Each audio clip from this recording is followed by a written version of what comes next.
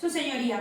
con fundamento en lo dispuesto por el numeral 19, párrafo primero de nuestro texto magno, en concatenación con los diversos 313 y 314 de la norma penal adjetiva, este órgano ministerial solicita dicte el auto de vinculación a proceso en contra de la imputada Raquel Castillo Padilla, toda vez que se cuenta con datos de prueba que en su conjunto acreditan su probable participación en el hecho que la ley señala como delito de homicidio culposo, previsto y sancionado por los arábigos 123, 125 y 18 tercer párrafo del Código Penal para el Distrito Federal, antisocial cometido en agravio de quien en vida fuera su cónyuge, Alejandro Campos Rodríguez. Señoría, la dinámica de hechos aconteció el 21 de diciembre de 2021 en un horario aproximado de las 4 horas, en el domicilio conyugal de la imputada, ubicado en Reforma 321-5A, en Lomas de Chapultepec, aquí en la Ciudad de México, cuando esta última aguardaba al interior la llegada del occiso. Una vez que este arribó, se suscitó una discusión de índole marital entre ambos,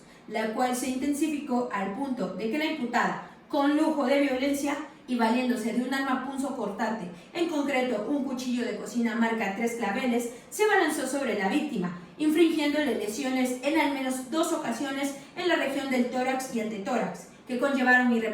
irremediablemente al deceso de la hoy víctima en cuestión de minutos posteriores al ataque, yaciendo su cuerpo a 1,5 metros de la puerta de entrada. Por cuanto hace al hecho que la ley señala como delito, este órgano de acusación cuenta con los siguientes datos de prueba. En primer lugar, el dictamen de necropsia suscrito por el perito médico legista Pedro Miguel Valeriano, de fecha 24 de diciembre de 2021, practicado el cuerpo de la víctima, donde describe heridas en zona torácica con las características a las de haber sido producidas por arma blanca de forma rectilínea.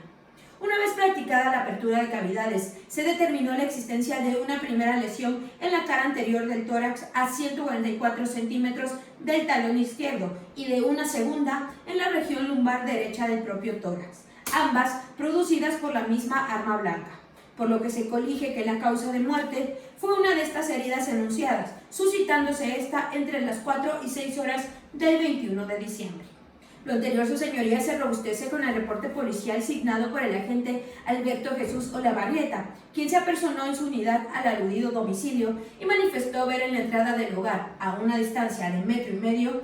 un cuerpo masculino inerte vestido con camisa blanca y lleno de sangre en la región torácica, así como un arma blanca circundante al cuerpo. Se percató igualmente de la presencia de la hoy imputada en la escena del crimen en compañía de su vecina de nombre Cristal Fernández. Si lo anterior no bastase, cabe resaltar que en compañía del agente mencionado arribó también el perito criminalista Manuel Higareda, quien una vez fijada la escena criminal procedió a la recolección de indicios, de entre los cuales destacan una camisa blanca de caballero con rastros biológicos y un cuchillo de cocina marca 3 claveles.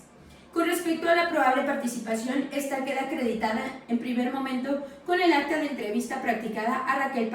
Castillo en horas posteriores a la comisión del ilícito, de donde se desprende de viva voz la aceptación de una discusión y posterior pelea con su pareja en el día y hora de los hechos. Por si fuera poco, dicha acta culmina con el reconocimiento de Raquel de haber tomado un cuchillo de cocina en medio de la pelea y, curiosamente, no recordar nada posterior a ello.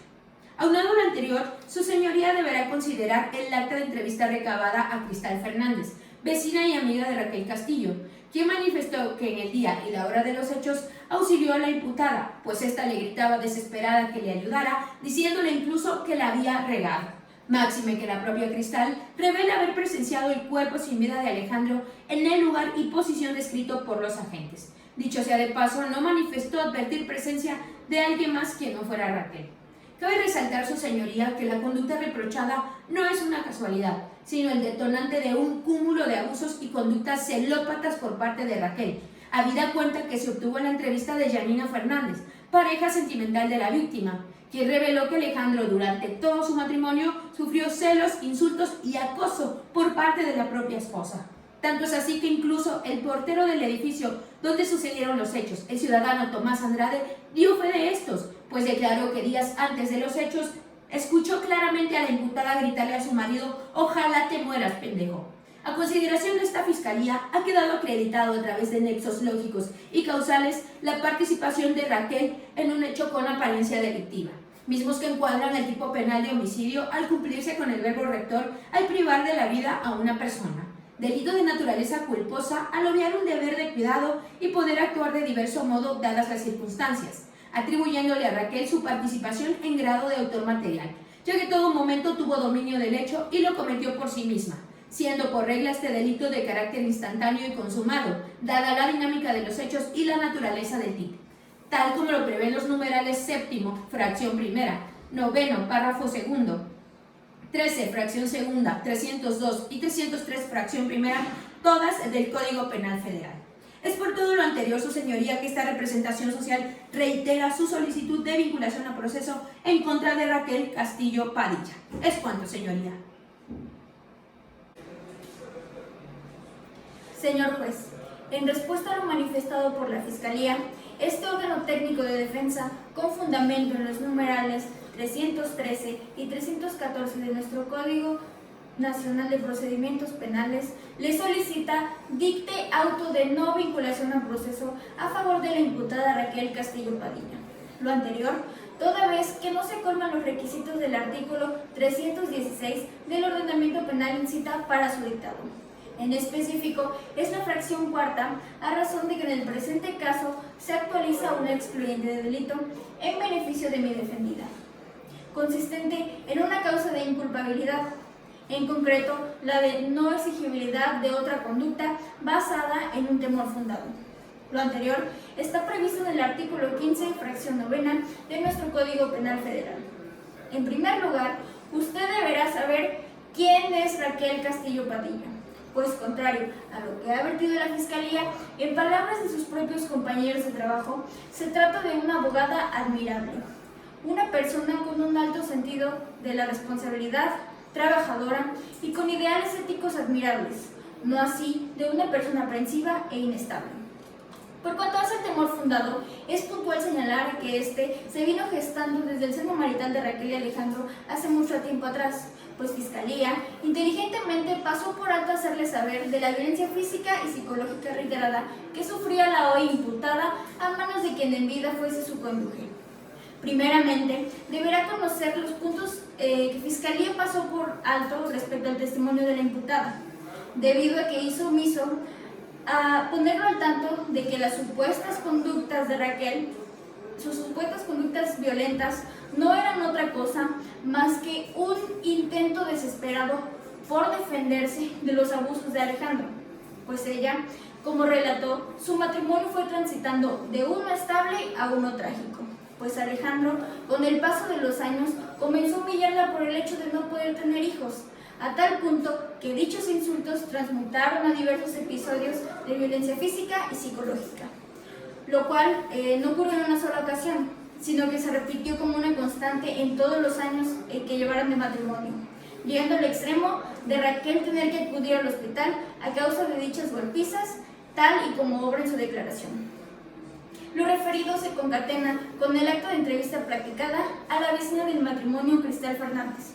quien desde hace 4 años y desde su cercanía con el matrimonio pudo percatarse de la violencia física y verbal que Alejandro ejercía en contra de Raquel, al punto de tener que acompañarla al hospital, dada una contusión que sufrió por los diversos golpes que Alejandro le propinó. Esto en el mes de noviembre del año de los hechos. Y por si fuera poco, señor juez, este deposado se rebustece con una serie de fotografías tomadas en las lesiones de la víctima, en la región de brazos y piernas, consecuencia del episodio de violencia doméstica que se ha referido. Ahora bien, con respecto a los hechos ocurridos en la fecha que la Fiscalía ha referido, debemos retomar el testimonio de la propia víctima para poder entender entonces el origen de su temor fundado, partiendo entonces desde la premisa que este último no se gesta en la psique, sino se encuentra motivado por ciertas conductas y situaciones y acciones sufridas por parte de la víctima, lo hacen que en el plano de lo real se pueda percibir un riesgo o una amenaza hacia sí mismo, lo que se traduce entonces en la imposibilidad de actuar de una forma diferente o conforme a derecho, ante el miedo de que se pudiera repetir dicho temor. Retomando entonces la entrevista practicada a Raquel, usted deberá saber que, contrario a lo manifestado por la Fiscalía, ella no pretendió tener un enfrentamiento con Alejandro, sino que buscaba aclarar una situación, pues ella había descubierto que Alejandro tenía un amante, y en virtud de ello es que el día de los hechos habla con él en la madrugada, y él como respuesta le dice ciertos insultos, por ejemplo, ¿qué te importa mi vida, estúpida de mierda? O ve pensando a dónde te largas. Acto seguido, Raquel llorando lo abraza, a lo que Alejandro, como de costumbre, responde con 2 bofetadas, arrojándola al suelo, y Raquel inmediatamente golpeándose con un objeto contundente. Se golpeó en la región de la cadera, y en palabras de ella misma, apenas si podía levantarse. La congruencia de dicho deposado encuentra amparo en el dictamen emitido por el profesionista Ricardo Martín Toscano, quien evaluó físicamente a Raquel el día de los hechos, concluyendo que ésta presentaba equimosis de cadera en el muslo izquierdo y el antebrazo izquierdo, lo cual guarda íntima relación con la escena de violencia que Raquel relató el día y hora de los hechos. Su señoría. En este punto es donde deberá centrar su atención, pues deberá plantearse el interrogante de si una mujer que ha vivido durante muchos años episodios de violencia a manos de su pareja, ante esta situación, podría actuar de un modo diverso, tomando en consideración que no había nadie en el departamento que pudiera auxiliarla, que era una constante dichas agresiones que sufría por parte de Alejandro, y que en ese momento de los hechos, de nueva cuenta Raquel estaba siendo violentada por Alejandro a tal punto de ser arrojada al piso. En un ejercicio de sana crítica, regido por las máximas de la lógica y de la experiencia, a cualquier persona que se le coloque en el contexto y situación de Raquel, no podrá exigírsele que actúe de un modo diverso, y cuando menos apegado a derecho, toda vez que su integridad estaba en riesgo por los golpes que le había dado Alejandro. ¿Qué más podría esperar en una repetición de estos hechos? En este orden de ideas, es que se vuelve palpable la acreditación de la no exigibilidad de otra conducta a favor de mi defendida, pues el temor fundado se ha acreditado, así como la nula posibilidad de exigir una conducta diversa. Así las cosas, y excluida la culpa, es que no existe posibilidad de juicio de reproche, y en consecuencia, lo consiguiente es reiterar mi solicitud y dicte auto de no vinculación a proceso a favor de mi defendida. Es cuanto. Su señoría, con fundamento en el artículo 20, inciso C, fracción 6 de nuestra Constitución Política, así como los artículos 153 y 154 del Código Nacional de Procedimientos Penales, esta representación social solicita se le impongan a la hoy imputada Raquel Castillo Padilla las medidas cautelares consistentes en resguardo en su domicilio y la prohibición de salir sin autorización del país. Lo anterior con fundamento en el numeral 155, fracciones 5 y 13ª del Código Nacional de Procedimientos Penales. Esto porque se advierte un inminente riesgo de sustracción de la acción de la justicia, así como un peligro para la comunidad. En relación al primer peligro señalado, se manifiesta que el criterio para determinar se debe tomar en cuenta el arraigo que una persona pueda tener. En el caso que nos ocupa, se extrae el informe emitido por la Unidad de Medidas Cautelares, el cual menciona que la hoy imputada no cuenta con un arraigo en virtud de que no se cuenta con domicilio propio, sino que es arrendado según la propia entrevista de la imputada y una llamada realizada a Mario Torres Robledo, arrendador de dicho inmueble. En el mismo lleva apenas 11 meses, es decir, dicho asiento no es aliciente para asegurar un domicilio habitual. No se cuenta con un asiento familiar, pues residía únicamente con su entonces pareja Alejandro. Asimismo, se da a conocer que no tiene dependientes económicos que la constriñan al lugar de los hechos. Si a todo ello le sumamos que Raquel es licenciada en Derecho y que su actual puesto es como secretaria proyectista de una sala del Tribunal Superior de Justicia, es por obviedad que los honorarios que percibe son altos y en ningún momento se menciona que ello se destine a una causa diversa a la persona de Raquel y su renta, por lo cual cada ingreso neto puede ser utilizado con facilidad para abandonar el lugar del proceso. Abonado lo anterior,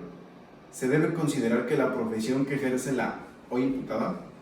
es de campo laboral amplio y dada su experiencia, no resultaría complicado ejercerla en un sitio diverso al presente. Relativo al riesgo para la comunidad, el mismo se constriñe a la pareja sentimental de Alejandro, Janina Fernández. Habida cuenta que la presente carpeta obra la declaración de esta última, de donde se advierte que en días posteriores a la comisión de dicho ilícito,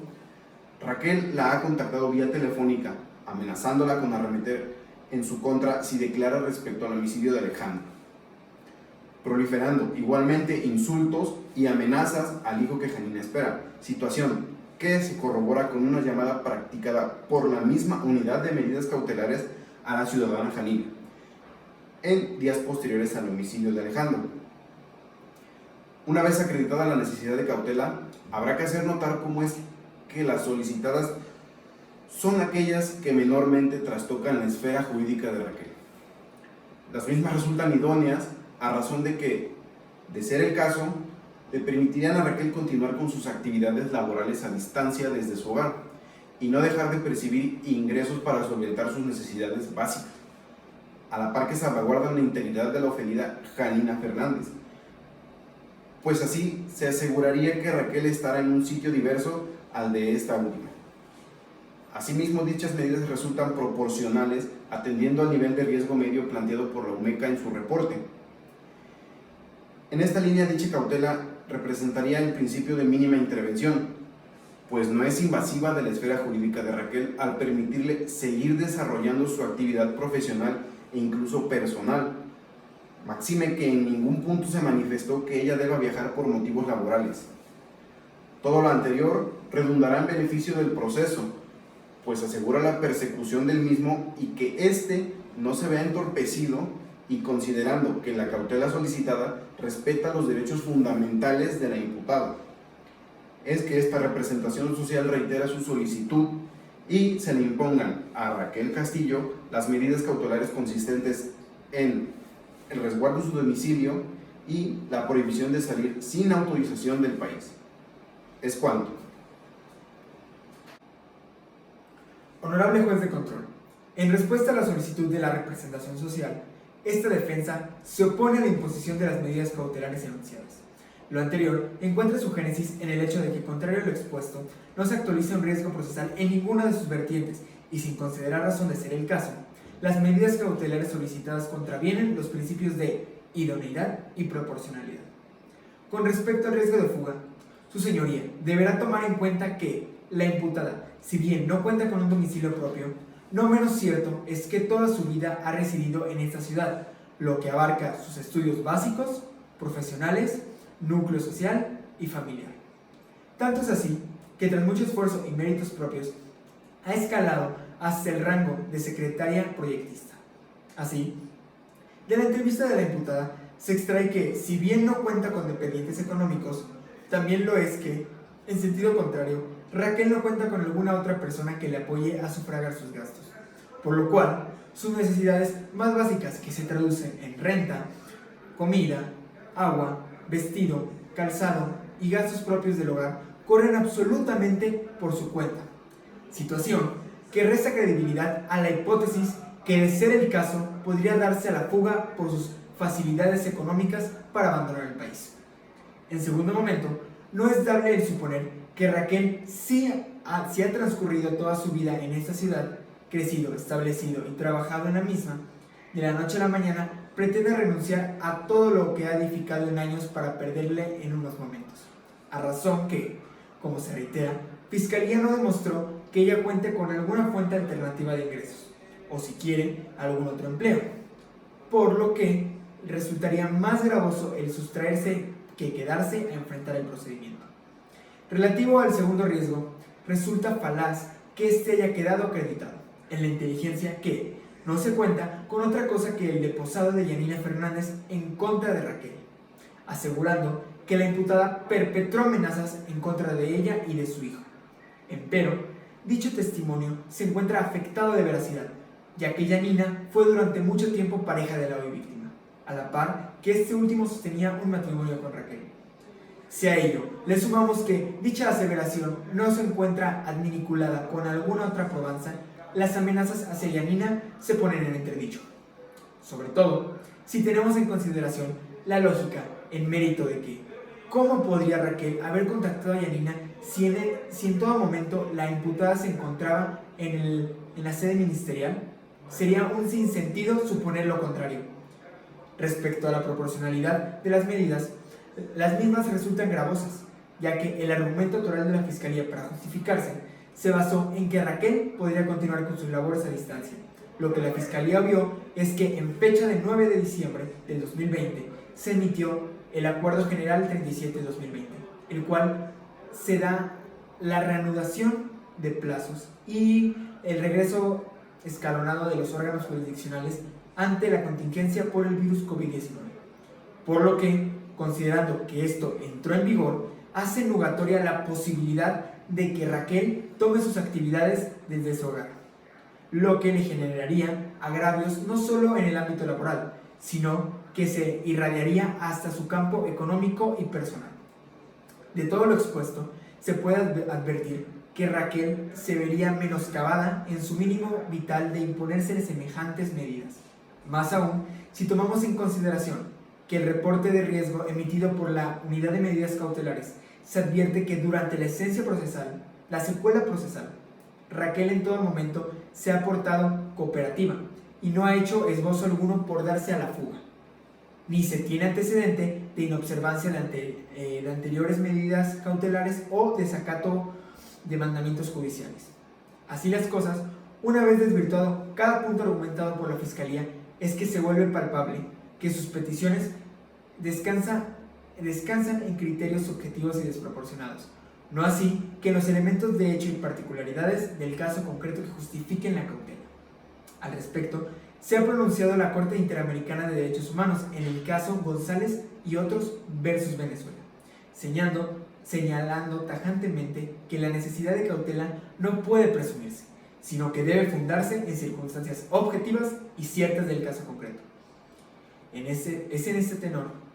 que esta defensa solicita que en lugar de la medida cautelar solicitada por mi contraparte, se imponga la contenida en la fracción primera de nuestro Código Nacional de Procedimientos Penales, como lo es la presentación periódica ante el juez o ante autoridad distinta que aquel designe, una vez cada semana durante el lapso que dure el presente proceso, lo cual es idóneo y proporcional, pues se ha demostrado que no existe riesgo procesal alguno y además permitirá a Raquel continuar con sus labores y solventar sus necesidades. Es cuanto.